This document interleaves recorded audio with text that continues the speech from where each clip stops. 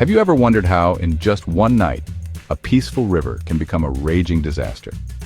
That's exactly what happened in the Texas Hill Country over the 4th of July weekend, 2025. Let's break down how this unfolded. Picture this. It's the early hours of July 4th. Most people are sleeping, and then, out of nowhere, torrential rain starts pounding the ground. This wasn't your everyday thunderstorm. The culprit? Remnants of Tropical Storm Barry? Yep, the same one that hit Mexico days before, dragged a huge mass of warm, moist air right over Texas and just parked there. For hours, it dumped over 20 inches of rain in places like Bertram and Marble Falls.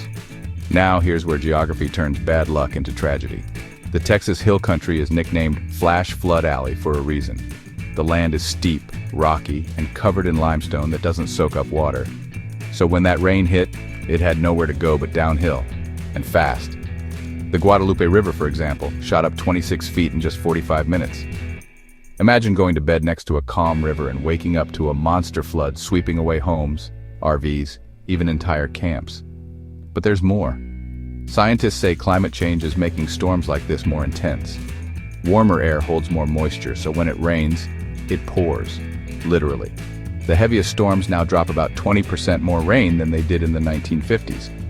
Plus, outdated infrastructure and old flood maps make it even riskier. Most cities are still using decades-old data that underestimates how much rain can fall. That means a lot of places just aren't ready for how fast things can change.